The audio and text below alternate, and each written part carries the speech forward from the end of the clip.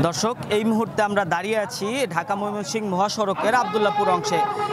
আজ সকাল 10টা থেকে শুরু হয়েছে টঙ্গী এবং উত্তরার যে ব্যবসায়ীদের যেই বেইলি ব্রিজ নির্মাণ সহ 5 দফা দাবি, সেই 5 দফা দাবির আজকে যে মানববন্ধন কর্মসূচি, সেই মানববন্ধন কর্মসূচির জন্য তারা ঢাকা ময়মনসিংহ মহাসড়কের যে বিআরটিএ প্রকল্প আছে, সেই বিআরটিএ প্রকল্পের উপরে তারা মানববন্ধন কর্মসূচি পালন করছেন। এই মুহূর্তে যদি আপনাদেরকে আমরা একটু দেখানোর চেষ্টা করি, আমরা ঢাকা ময়মনসিংহের সাথে যেই মহাসড়কের সংযোগ সড়কটি, সেই সংযোগ সড়কটির বেইলি ব্রিজ, নিচের যে বেইলি ব্রিজ টঙ্গীর সাথে উত্তরার যোগাযোগের একমাত্র মাধ্যম, সেই বেইলি ব্রিজটির ভেঙে যাওয়ার কারণে, বেইলি ব্রিজটির কারণে ব্যবসায়ীরা বেশ ক্ষতির সম্মুখীন হচ্ছেন বলে আমাদেরকে কিছুক্ষণ আগে ব্যবসায়ীরা জানায়।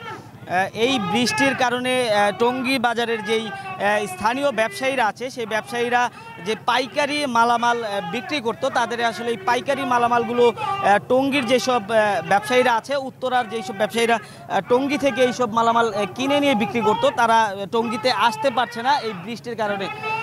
আরেকটি বিষয় যদি আপনাদেরকে আমরা জানিয়ে রাখতে চাই, সন্ধ্যার পর এই টঙ্গীর আবদুল্লাপুর অংশটিতে ছিনতাইকারীদের একটি প্রকোপ বেড়ে যায়। সেই ছিনতাইকারীদের কারণেই অনেক ব্যবসায়ীরা আসলে টঙ্গীর মুখী হতে চাচ্ছেন না, যার কারণে অনেকটাই ব্যবসায়িক ক্ষতির সম্মুখীন হয়েছেন টঙ্গীর এসব ব্যবসায়ীরা। আপনারা দেখছেন যে এই ঢাকার সাথে যে গাজীপুরের যে সংযোগ, রাস্তার দুই পাশ বন্ধ করেই তারা মানববন্ধন করছেন। ঢাকার সাথে এখন যেই অবস্থা, ঢাকার সাথে গাজীপুরের সম্পূর্ণ যোগাযোগ ব্যবস্থাটি বন্ধ রয়েছে। আমরা যদি একজন ব্যবসায়ীর সাথে কথা বলি, আজকের আপনাদের এই মানববন্ধনটি কি বিষয়টি নিয়ে? আমাদের মানববন্ধনটি আসলে আপনারা যেখানে দাঁড়াইছেন, এর নিচে টঙ্গীতে 2টা আরসিসি ব্রিজ ছিল। এই ব্রিজ দিয়ে টঙ্গী বাজার চতুর্মুখী মার্কেট, এই টঙ্গী চতুর্মুখী মার্কেট থেকে সারা বাংলাদেশে রপ্তানি আমদানি করা হয়। এখন ব্রিজ 2টা অচল, যার জন্য টঙ্গীর ব্যবসায়ী আমরা পথে বসে গেছি, ব্যবসা বাণিজ্য নাই, এবং ছাত্র ছাত্রীরা ক্লাসে পরীক্ষার হলে উত্তরায় যাইতে পারে না সময় মতো। এবং আপনারা জানেন, একজন মহস্য রোগী বয়স্ক লোক এই ব্রিজের উপরে উঠতে পারে না, নামতে পারে না। সন্ত্রাসী নিশাখোরদের কবলে পড়ে প্রতিদিন মানুষ মোবাইল, টাকা পয়সা ছিনতাই হয় নিচের ব্রিজ না থাকার কারণে। নিচের ব্রিজ না থাকার কারণে আমাদের মালামাল আনতে পারতেছি না, এবং নিচের ব্রিজ না থাকার কারণে আমাদের অ্যাম্বুলেন্সের মাধ্যমে অনেক বেশি টাকা ব্যয় করে এই উত্তরা ঢাকা যেহেতু উন্নত মানের চিকিৎসা, আমাদের ব্যয়বহুল খরচা হচ্ছে।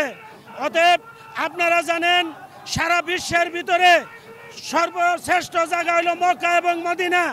এরপরে দেখা যায় এই বিশ্ব ইজতেমা টঙ্গী, পৃথিবীর 1 থেকে 150 রাষ্ট্র, মুসলিম রাষ্ট্র থেকে এই শাহজালাল যে আন্তর্জাতিক বিমানবন্দর হয়ে এই টঙ্গী তুরাগ নদীর পার দিয়ে বিশ্ব ইজতেমার মাঠে অবস্থান করে। এখন সামনে বিশ্ব ইজতেমা অতি নিকটে আসছে। বাংলাদেশের 64টা জেলার অর্ধেক জেলার মানুষ এই ঢাকা সহ এই ব্রিজ ব্যবহার করে ইজতেমার মাঠে আসে। ব্রিজ যদি অল্প সময়ের মধ্যে সংস্কার না করা হয়, ধর্মপ্রাণ মানুষ কিভাবে কালেমা শিখতে বিশ্ব ইজতেমার মাঠে আসবে?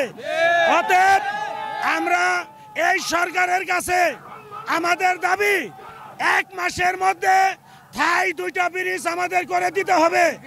আমরা ব্যবসায়ীরা অচল হয়ে গেছি, ছাত্ররা উত্তরামুখী স্কুল কলেজে সময় মতো যাইতে পারে না, আমরা রোগী নিয়ে আমরা সহজে যাইতে পারি না, আমরা ব্যবসায়ীরা মালামাল নিয়ে আইতে পারি না, আমরা এখন পথে বসে গেছি। আমাদের এই ন্যায্য দাবি, এইটা আমাদের মৌলিক অধিকার। কারণ সরকার, আপনার জানতে হবে, আমরা ভ্যাট দেই, আমরা ট্যাক্স দেই সিটি কর্পোরেশনকে, আমরা সরকারকে আয়কর দেই। আমাদের আয়কর ট্যাক্সের টাকায় সারা দেশের উন্নয়ন হয়। টঙ্গী 50 লক্ষ মানুষের ব্রিজের জন্য আমরা কেন পথে বসে যাব? আমাদের দাবি মানতে হবে। আর যদি দাবি মানা না হয়, এই মিটিং চলাকালীন যদি কোনো সিদ্ধান্ত না আসে, আমরা অতি বিলম্বে ঢাকা আবদুল্লাপুর টঙ্গী আমরা হরতাল কর্মসূচি অনির্দিষ্টকালের জন্য নেতৃবৃন্দর নির্দেশে আমরা দিতে ব্যবসায়ীরা বাধ্য হব। দর্শক শুনছিলেন একজন স্থানীয় ব্যবসায়ী এবং প্রত্যক্ষদর্শীরা টঙ্গী এলাকার যেসব বাসিন্দারা আছে সেসব বাসিন্দারা সহ স্কুল কলেজ বিশ্ববিদ্যালয় পড়ুয়া শিক্ষার্থীরা সহ ব্যবসায়ীরা পর্যন্ত এইখানে এই মানববন্ধনে অংশগ্রহণ করেছেন।